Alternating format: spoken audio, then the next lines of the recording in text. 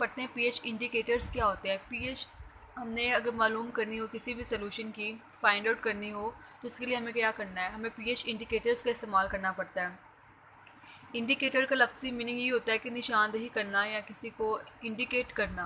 ठीक है, डेफिनेशन है a pH indicator is a chemical compound that is added in small amounts to a solution so that pH of the solution can be determined easily. उसने कहा है कि pH indicator एक ऐसा chemical compound है जिसको हम स्मॉल अमाउंट में ऐड करते हैं किसी भी सोल्यूशन के अंदर, ठीक है, ताकि हम पता चला सके उसकी पीएच जो है सोल्यूशन की क्या है। अब पीएच में हम क्या फाइंड आउट करते हैं, पीएच में हम ये फाइंड आउट करते हैं कि वो एसिडिक है या बेसिक है। तो जब हम किसी भी सोल्यूशन में पीएच इंडिकेटर का 1 to 2 ड्रॉप्स डालते हैं तो हमें वो बता देता है कि ये एसिडिक है या पीएच है, इस सोल्यूशन की पीएच जो है, ठीक है। इसलिए हम पीएच इंडिकेटर्स यूज़ करते हैं। Aims to use pH indicators. अब एम्स क्या है, क्या मकसद है हमारा कि हम पीएच इंडिकेटर्स को इस्तेमाल करते हैं। Number 1 is type of compound. इससे हमें पता चलता है कि इसमें किस टाइप का कंपाउंड है। पीएच ऑफ डिफरेंट सैम्पल्स की हमारे पास पीएच मालूम होती है कि पीएच वो एसिडिक है, बेसिक है, न्यूट्रल है या ऑलमोस्ट नियरेड टू एसिडिक है, स्ट्रॉन्ग एसिड है या स्ट्रॉन्ग बेस है, वीक एसिड है या वीक बेस है। थर्ड पे verify the presence of any chemical substance. तो इसकी वजह से हमें पता चलता है कि इस सोल्यूशन में कोई केमिकल सब्सटेंस प्रेजेंट है या नहीं है। तो इसके 3 एम्स हैं। एक पहला तो टाइप ऑफ कंपाउंड हमने फाइंड आउट करना है, दूसरा पीएच किसी भी सैंपल की हमने फाइंड आउट करनी हो तो वो भी हम इसके ज़रिए करते हैं, वेरीफाई करना और presence of any chemical substance तो वो भी हम पीएच इंडिकेटर के थ्रू करते हैं। अब हमारे पास टाइप्स हैं। पहले तो हमने पढ़ा पीएच इंडिकेटर होता क्या है, फिर हमने उसके एम्स पढ़े एंड देन हम टाइप्स पे आ गए, types of pH indicators. Number 1 is acid base indicators, जो कि इंडिकेट करेगा कि जो सोल्यूशन है या तो वो एसिडिक है या वो बेसिक है। रिडॉक्स इंडिकेटर, ये इंडिकेट करेगा कि इसमें ऑक्सीडेशन रिडक्शन रिएक्शन हुआ है कि नहीं। थर्ड पे है प्रेसिपिटेशन इंडिकेटर्स, ये इंडिकेट करेगा कि इस सोल्यूशन में प्रेसिपिटेशन हुई है या नहीं हुई है। Number 1 is acid base indicator. These are the indicators that change their color as we change the pH of the solution. ये वो indicators हैं जो कि change करते हैं कलर कब, जब हम solution की pH change करते हैं। जब भी हम solution की pH change करेंगे, उसके अंदर indicator add करेंगे तो क्या होगा, solution अपना कलर change कर लेगा, जिसकी वजह से हमें पता चल जाएगा वो acidic है या फिर basic है। Examples जो हम indicators यूज़ करते हैं वो है methyl orange and phenolphthalein. Next है हमारे पास redox indicator. These are the compounds that change their colours during oxidation and reduction. ठीक है, ये वो कंपाउंड्स है जब इसमें कोई भी ऑक्सीडेशन या रिडक्शन रिएक्शन होता है तो अपना कलर जो है चेंज कर लेते हैं, तो इनको हम कहते हैं रिडॉक्स इंडिकेटर्स। एग्जाम्पल है मेटल ऑर्गेनिक कम्प्लेक्सेस, ये क्लास नेम है और क्लास के फर्दर एग्जाम्पल है वो है इसमें फिनेंथ्रोलिन। ट्रू ऑर्गेनिक रिडॉक्स सिस्टम्स हैं हमारे पास, इसमें एग्जांपल आ जाते हैं मिथाइलिन ब्लू। नंबर 3 है हमारे पास precipitation indicator. Those indicator that change the colour during precipitation reaction are called precipitation indicators. वो सॉल्यूशंस जो कि जब इसमें प्रेसिपिटेशन रिएक्शन होता है, ठीक है, तब वो अपना कलर चेंज कर लेते हैं ड्यू टू प्रेसिपिटेशन इंडिकेटर्स, तो हमें पता चल जाता है कि इसमें प्रेसिपिटेशन हुई है। तो इसमें एग्जांपल है हमारे पास फिनोल रेड। ये 3 तरह के हमारे पास इंडिकेटर्स थे। एक तो जिससे हम फाइंड आउट करते हैं कि सोल्यूशन एसिडिक है या बेसिक है by adding an indicator. Redox indicator है हमारे पास, तो ये हमें फाइंड आउट करता है कि इसमें ऑक्सीडेशन रिडक्शन रिएक्शन हुआ है या नहीं। प्रेसिपिटेशन इंडिकेटर हमें फाइंड आउट करता है, हेल्प करता है कि इसमें प्रेसिपिटेशन हुई है या नहीं। ठीक है, अब प्रेसिपिटेशन जो है वो क्या होती है। Precipitation, the action or process of falling, collecting or condensing of a substance on the ground from a solution, means किसी अंदर वाइट कलर का जो है बबल्स बन जाना और वो उसको फॉल कर जाना, कलेक्ट हो जाना उसकी बेस पे टेस्ट ट्यूब की, तो उसको हम कहते हैं उसमें प्रेसिपिटेशन हो गई है। नेक्स्ट है हमारे पास applications of pH indicators in pharmacy. अब एप्लीकेशंस क्या हैं? नंबर वन की टाइट्रेशंस में हम इसे इस्तेमाल करते हैं एनालिटिकल केमिस्ट्री में, in biology to determine the pH of different substances की पीएच फाइंड आउट करने के लिए। अब यहाँ पर वर्ड यूज़ हुआ है टाइट्रेशन। टाइट्रेशन क्या होती है? Titration is a technique in which a solution of known concentration, हम वो लेते हैं सोल्यूशन जिसकी कंसनट्रेशन हमें पता होती है, उसको हम इस्तेमाल करते हैं ताकि हम डिटरमाइन कर सकें the concentration of an unknown solution. हम नॉन कंसनट्रेशन का सोल्यूशन लेकर हम लोग डिटरमाइन करते हैं concentration of an unknown solution जिसकी कंसनट्रेशन हमें नहीं पता होती है अननोन सोल्यूशन की। ठीक है, तो ये होती है टाइट्रेशन टेक्निक जो कि हम यूज़ करते हैं इन एनालिटिकल केमिस्ट्री में। What is buffer? Buffer definition है, बफर इज़ द कंपाउंड और mixture of compounds that resist, जो कि क्या करता है? रेजिस्ट करता है, मीन्स रोकता है, to changing pH of any solution, कि किसी भी जो है सोल्यूशन की जो पीएच है ना उसको रोकता है चेंज होने से, on slight addition of acidic और बेसिक सोल्यूशन और कंपाउंड। ठीक है, किसी भी सोल्यूशन में हम थोड़ा सा अगर बफर ऐड कर देते हैं तो वो उसकी जो पीएच है उसको एक फॉर्म से दूसरी फॉर्म में चेंज होने से रोकता है। जैसे कि अगर तो सोल्यूशन एसिडिक है तो अगर हम बफर ऐड कर दें उसमें तो वो एसिडिक ही रहेगा, वो उसको एसिडिक से बेसिक में चेंज होने नहीं देगा। तो अगर हमारे पास बेसिक सोल्यूशन है, अगर हम उसमें बफर ऐड कर दें तो वो उसको बेसिक ही रहने देगा, उसको किसी दूसरी फॉर्म में चेंज नहीं करेगा। तो ये क्या करता है बफर, जब हम किसी भी सोल्यूशन में ऐड करते हैं, किसी भी कंपाउंड में ऐड करते हैं तो वो उसको रेजिस्ट करता है कि वो अपने पीएच को चेंज ना करे। ठीक है, जो है वो ही रहने देता है पीएच। एप्लीकेशंस बफर की, preserve the pH of biological compounds and fluid, जितने भी हमारे पास बायोलॉजिकल कंपाउंड्स हैं फ्लूइड्स हैं उनकी पीएच को प्रिजर्व करता है, ज़्यादा देर तक स्टोर करता है। नेक्स्ट है in manufacturing of injection and other dosages forms. Injection की मैन्युफैक्चरिंग में इस्तेमाल इसको हम यूज़ करते हैं। डोजेज फॉर्म बनाने में buffers are use to maintain their pH, और बफर किस लिए हम यूज़ करते हैं? ताकि हम उसकी पीएच को मेंटेन कर सकें, जो उसकी पीएच है उसको वही रहने दें, इसलिए हम बफर्स यूज़ करते हैं। और हम इसको यूज़ करते हैं इन फर्मेंटेशन प्रोसेस में। नेक्स्ट है हमारे पास solution. What is solution? Definition बहुत सिंपल से दी हुई है इन्होंने। Solutions are liquid preparations that contain one और more chemical substances in a suitable solvent. ठीक है, वो कह रहा है कि हमारे पास सोल्यूशन जो होता है वो लिक्विड प्रिपरेशंस हैं जिसके अंदर एक या एक से ज़्यादा केमिकल सब्सटेंस होता है, वो जिसको हम कहते हैं सोल्यूट। उसको हमने डिज़ोल्व किया होता है एक सूटेबल सॉल्वेंट के अंदर, या फिर mixture of mutually miscible solvents, या फिर मिक्सचर होता है जिसके अंदर एक जैसे मिसिबल होता है जो एक दूसरे में सॉल्युबल हो, होने वाले हों, उनमें क्या हो, सॉल्युबल हो। तो सॉल्यूशंस के पास हमारे पास लिक्विड प्रिपरेशंस होते हैं, एक उसमें केमिकल सब्सटेंस होता है जिसको हम सोल्यूट कहते हैं और दूसरा उसमें सॉल्वेंट होता है जो कि हमारे पास वाटर होता है। इन दोनों के मिक्सचर को मिलाकर हम क्या कहते हैं? एक सोल्यूशन है। सेकेंड डेफिनेशन है solutions are homogeneous preparations. Homo means same, ठीक है, एक जैसे प्रिपरेशंस होती हैं दैट कंटेन वन और more chemical substances that is solute, जिसके अंदर या तो सोल्यूट हम ऐड करते हैं, डिज़ोल्व हुआ होता है सोल्यूट किसमें? सूटेबल सॉल्वेंट में, और mixture of mutually miscible solvents. अब सॉल्वेंट क्या है हमारे पास? लिक्विड पोर्शन ऑफ सोल्यूशन जिसको हम वाटर कहते हैं। ठीक है, सोल्यूट का किसी भी सॉल्वेंट में ऐड होना, ठीक है, इसको हम क्या कहते हैं? सोल्यूशन बना देता है वो। हम पढ़ते हैं अब क्या है हमारे पास? सॉल्वेंट। जो हमने डेफिनेशन में दो वर्ड्स पढ़े, सोल्यूट एंड सॉल्वेंट, अब वो है क्या? ठीक है, solvent is the liquid portion of a solution. वो कह रहा है कि जो सॉल्वेंट है वो लिक्विड पोर्शन है सोल्यूशन का, in which an other substance for example salt is dissolve to form a solution.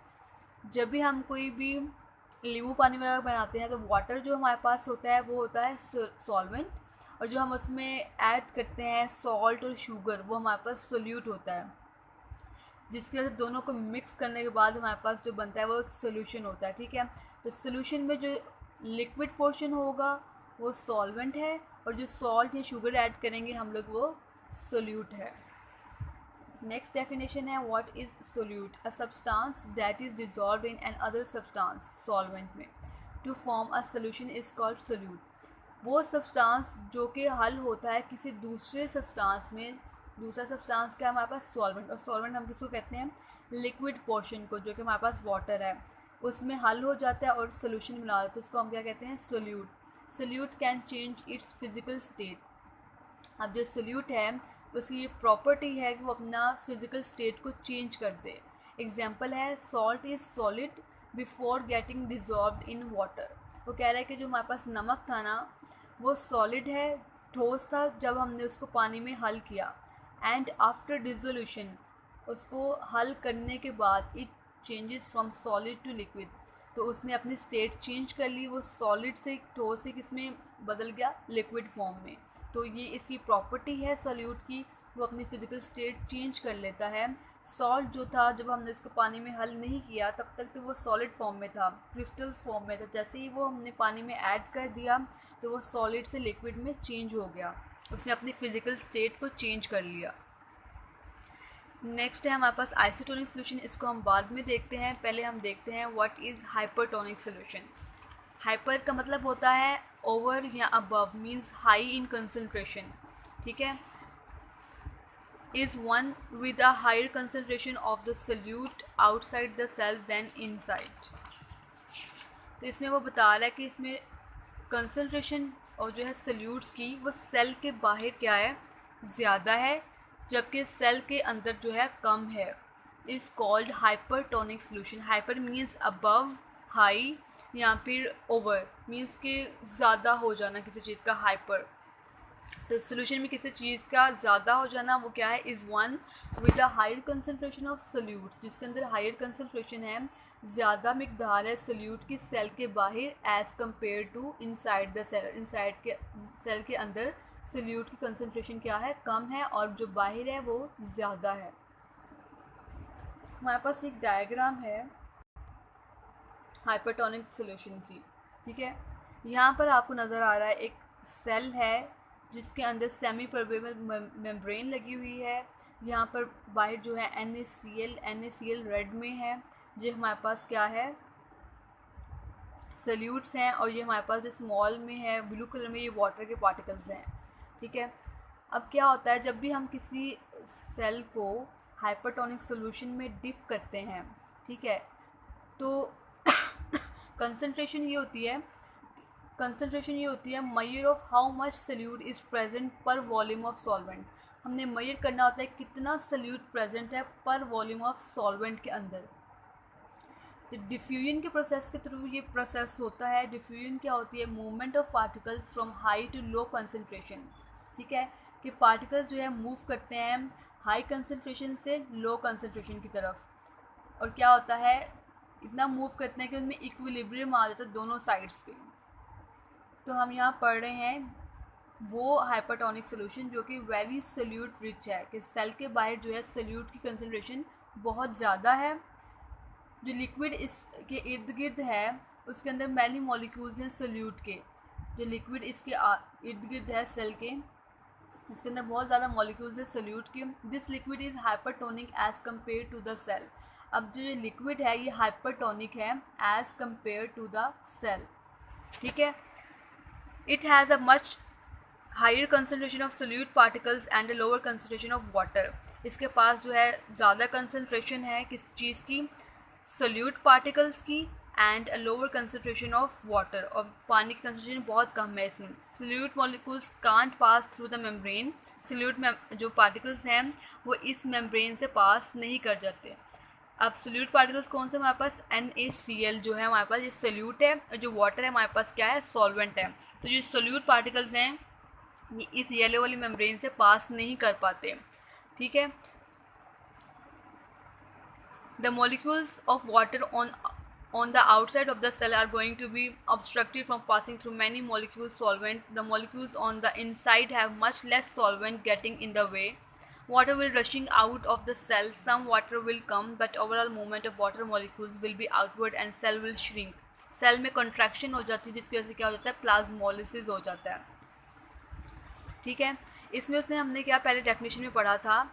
Higher concentration है सोल्यूट की सेल के बाहर, यहाँ पर जब हम देख रहे हैं तो यहाँ पर सोल्यूट की जो कंसंट्रेशन है सेल के बाहर वो क्या है, ज़्यादा है। NaCl आप देख सकते हैं कि बहुत ज़्यादा है तादाद में, जबकि वाटर जो कि सॉल्वेंट है इसकी कंसंट्रेशन कम है। ठीक है, तो जो हमारा सोल्यूशन हुआ सेल के बाहर वाला ये जो सारा एरिया है ये क्या है, हाइपरटोनिक है as compare to the cell. Cell की अगर हम बात करते हैं तो सेल के अंदर जो है सोल्यूट कंसंट्रेशन कम है और वाटर जो कंसंट्रेशन जो सॉल्वेंट है उसकी कंसंट्रेशन बहुत ज़्यादा है।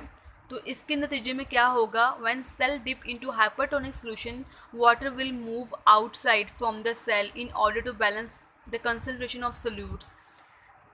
तो अंदर जो है वाटर की कंसंट्रेशन ज़्यादा है, इसलिए जो वाटर है अंदर से बाहर की तरफ मूव करेगा। ठीक है, जब वो बाहर की तरफ मूव करेगा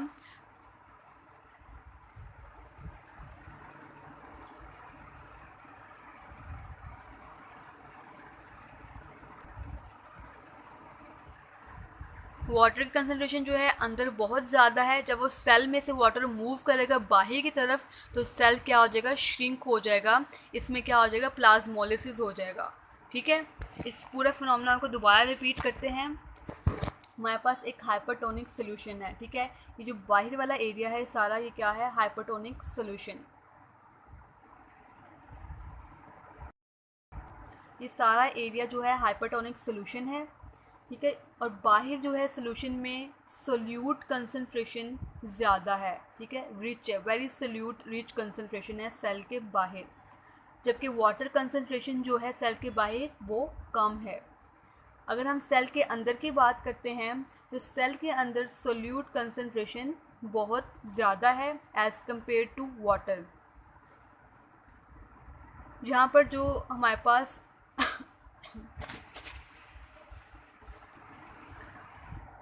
हम हाइपरटोनिक पढ़ते पढ़ते आइसोटोनिक पे चले गए हैं, दोबारा वापस आए हाइपरटोनिक पे। हाइपरटोनिक में मैं ये बता दी थी कि जो बाहर जो कंसंट्रेशन है सोल्यूट की वो ज़्यादा है। ठीक है, NaCl बहुत ज़्यादा है जबकि वाटर कंसंट्रेशन सेल के बाहर बहुत कम है। तो जो सोल्यूशन है as compare to cell hypertonic है। ठीक है, सेल के अंदर सोल्यूट की कंसंट्रेशन कम है जबकि वाटर की ज़्यादा है। जब भी हम किसी सेल को हाइपरटोनिक सोल्यूशन में डिप करते हैं तो क्या होगा, यहाँ पर जो वाटर है वो सेल से बाहर मूव करेगा। ठीक है, तो हमने वही पढ़ा था डिफ्यूजन का प्रोसेस के जो है मूवमेंट होती है पार्टिकल्स की from high to lower concentration. तो ये वाटर क्या कर रहा है, मूव कर रहा है from high concentration to low concentration. जब सेल से वाटर बाहर आना शुरू हो जाएगा तो क्या हो जाएगा, उस सेल को वो प्लाज्मोलिसिस हो जाएगा, श्रिंक हो जाएगा, सुकड़ जाएगा। तो ये था हमारे पास एक प्रोसेस हाइपरटोनिक सोल्यूशन। नेक्स्ट हम पढ़ते हैं what is hypotonic solution. It has a lower concentration of solutes outside the cell than inside the cell. हमने हाइपर में पढ़ा कि उसमें कंसंट्रेशन जो सोल्यूट थी सेल के बाहर ज़्यादा थी, लेकिन हाइपोटोनिक में जो सोल्यूशन की सोल्यूट की कंसंट्रेशन है वो सेल के बाहर बहुत कम है। ठीक है, यहाँ पर है हाइपोटोनिक की diagram. Hypotonic solution compare to cell much less salty. जब हम इसको कंपेयर करें सोल्यूशन को इस सेल से तो ये बहुत कम क्या है, लेस सॉल्टी है, क्योंकि इसके अंदर जो सोल्यूट है बाहर वो कम तादाद में है जबकि अंदर सेल के सोल्यूट जो है वो ज़्यादा तादाद में है।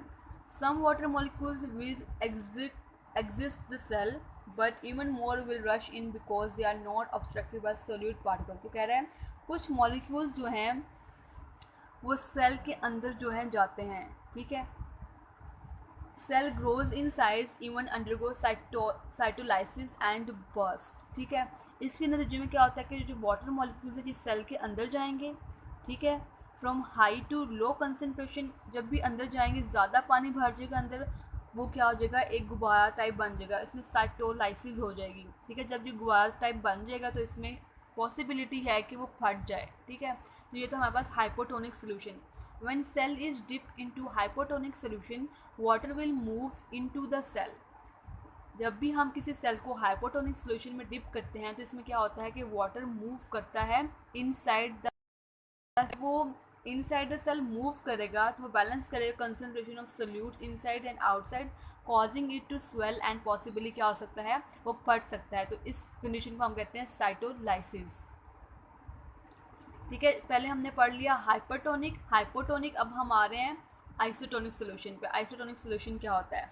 Isotonic solution, iso means same, ठीक है, एक जैसा, has the same concentration as to the normal cells of the body and the blood.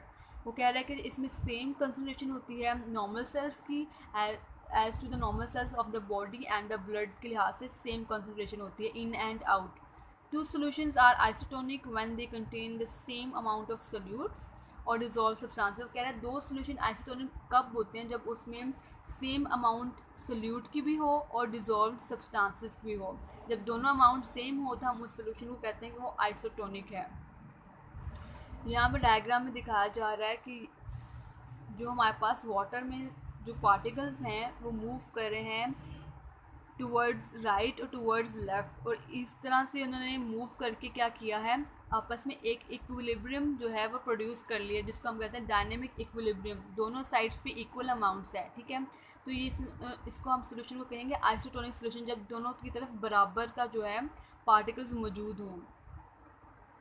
Next है हमारे पास एग्जांपल्स हैं आइसोटोनिक सोल्यूशन की। Dextrose 5% in water, Ringer's solution है, normal saline solution 0.9% weight by volume, sodium chloride solution. यहाँ पर isotonic solution जो है हमारे पास डायग्राम है। आइसोटोनिक सोल्यूशन में क्या होता है, हम प्लेस करते हैं सेल को इन आइसोटोनिक सोल्यूशन के अंदर, where the concentration inside and outside the cell are equal. जहाँ पर कंसनट्रेशन जो है सोल्यूट की एंड सॉल्वेंट की इनसाइड एंड आउटसाइड क्या होती है, दोनों इक्वल होती है। Equal amounts of water molecule continue to pass in and out of the cell. Equal amount में वाटर मॉलिक्यूल्स अंदर जाते हैं और इक्वल अमाउंट में ही बाहर आते हैं, ठीक है। सिस्टम में क्या हो जाता है, डायनेमिक इक्विलिब्रियम आ जाता है, ठीक है। Particles continuing to move but net movement is zero, ठीक है। पार्टिकल्स कंटिन्यूसली मूव कर रहे होते हैं लेकिन उनकी जो नेट मूवमेंट है वो ज़ीरो हो जाती है, ना तो वो बाहर आते ना अंदर, वो बिल्कुल एक इक्विलिब्रियम प्रोड्यूस कर देते हैं, ठीक है। तो जिस वजह से जब इसमें इक्विलिब्रियम प्रोड्यूस हो जाता है, the cell neither grows nor shrinks and is more likely to survive. जब ये कंडीशन होती है, जब इसमें इक्विलिब्रियम आ जाता है, ना ही इसके अंदर ज़्यादा पानी जमा होता है कि वो हाइपोटोनिक कंडीशन में चला जाए, बर्स्ट हो जाए, ना ही इस सेल के बाहर जो है ज़्यादा पानी आ जाए कि सेल श्रिंक हो जाए, ठीक है। इसमें क्या होता है कि ना तो वो श्रिंक होता है ना ही वो साइज़ में बढ़ता है सेल, जिस वजह से ये ही बहुत अच्छी कंडीशन है जिसके अंदर सेल जो है हमारा सर्वाइव कर सकेगा, ठीक है। ये वो कंडीशन है जिसके अंदर हमारा सेल सर्वाइव कर रहा है। वो कौन सी कंडीशन है, आइसोटोनिक सोल्यूशन। जबकि हाइपरटोनिक में वो श्रिंक हो रहा है, उसको प्लाज्मोलिसिस हो रहा है, और हाइपोटोनिक सोल्यूशन में वो साइटोलाइसिस हो रहा है जिसमें वो बर्स्ट हो जाएगा। नेक्स्ट हमारे पास आ जाती हैं एप्लीकेशंस जो हैं isotonic solution in pharmacy. Physiological experiments में हम इस्तेमाल करते हैं इसको, टिश्यू कल्चरिंग में, टू बैलेंस द इलेक्ट्रोलाइट्स। अब जो हमारे पास इलेक्ट्रोलाइट्स हैं वो कौन कौन से होते हैं, हम सोडियम है, कैल्शियम है, पोटाशियम, क्लोरीन है, फॉस्फोरस है, मैग्नीशियम है। Normal saline is use to flush wounds. Normal saline is use IV intravenously, हम इस्तेमाल करते हैं for patients who can not take fluids orally, जो कि ओरली फ्लूइड्स नहीं टेक कर सकते, तो हम उनको आईवी जो है नॉर्मल सलाइन लगा देते हैं। Saline is use for nasal washes to relieve some of the symptoms of the common cold. तो इसको हम इस्तेमाल करते हैं ताकि हम रिलीव कर सकें, सुकून हासिल कर सकें। जितने भी अगर हमें कोई असरात हैं, सिम्टम्स हैं, अलामात हैं कॉमन कोल्ड की, तो वो भी इससे ठीक हो जाती हैं, ठीक है। यहाँ पे हमने पढ़ा है, हमारे पास था पीएच था, सॉल्यूशंस थे, बफर था। थैंक यू, जज़ाकल्लाह खैर।